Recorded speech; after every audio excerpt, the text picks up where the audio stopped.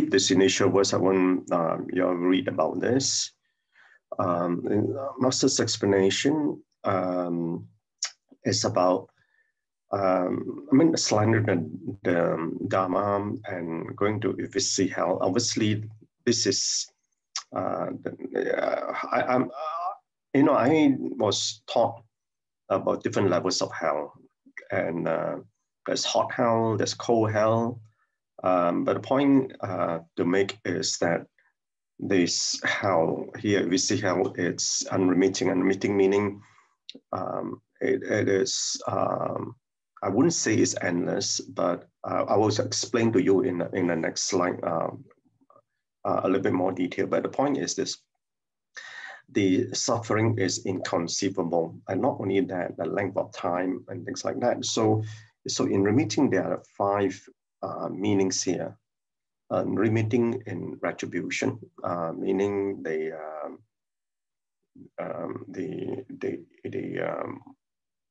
impact or the karmic retribution arising from that, and the suffering is great. And now it's almost like without end, meaning one time to the next, and this is the where the unremitting time is. And then unremitting life, meaning you finish that life, you come back and you repeat it, and until this levels of cow paths that one have to go into this level of suffering. And even if you come up to that hell level and slowly progress all the way up, it's even to reach the human realm, and then go to a level of suffering before all this karma has been cleansed off. So that's why, about, we got to be so mindful about what we say and what we do, and especially to Dharma, and especially also the other thing is that when you mention anything about a Sangha as well. There are many stories, and if those of you who are familiar with some of the Jataka tales during the times of the Buddha, but also Buddha also explained, for example, the courtesan, what happened to her in the past, why she was born as a courtesan. So and all because of things that have been said. So it's not just about slandering of the Dharma, but mindful of our words. We encounter many different types of practices. We do not know whether the person that you talk about is already an enlightened being, right? So just because it's just a humble practitioner doesn't mean it's not enlightened, doesn't mean it's not an arahat. So we've got to be very mindful on the words that we say. So all these heinous crimes, or the 5 great offenses, killing one's father, killing one's mother, matricide, killing an arahat, injuring a Buddha, and destroying the harmony of the Sangha. It's the question about why, what about killing a Pachika Buddha? I mean, you think about it. Is a Pachika Buddha in this world? An arahat is a returner, right? Pachika Buddha doesn't return to the world. So therefore, obviously, if the answer to the question, if you kill a Pachika Buddha, obviously you suffer those crimes. But the point is that you can't, because there are 4 levels of arahathood, right? There's the Sotapanna, 7 times a returner, so we return 7 times. Then the next level is Sankidagami, 1 time a returner. The 3rd level is Anagami, a non-returner. Non-return, you cannot kill a full arahat at that level, so he's not a returner anymore. Okay, so Pachaka Buddha is 1 level higher than arahat, so it doesn't. It's not here. So there's a Buddha and a Bodhisattva. Now, what about Bodhisattva? Can you kill a Bodhisattva? Because a Bodhisattva return back to the shore of samsara. So same thing, and that is a heinous crime. And then we'll go straight down to illicit hell.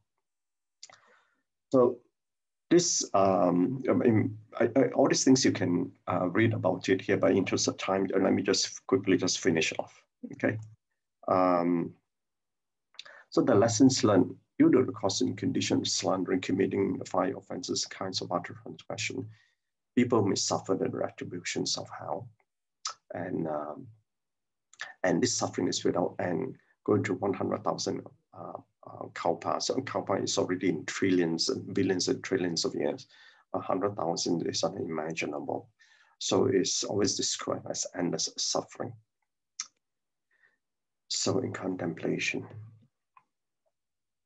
when one fails to learn in life by progressing to live the wisdom life through the flawless true study, by upholding precept samadhi, of stilling the heart and mind to grow in wisdom, when that happens, the rebirth will take place in the lower realms for one to purify the karma. If we cannot purify our karma in this lifetime, and we continue to pile up more karmas, what's going to happen is that you can't, I mean, it will be banished down to the lower realms.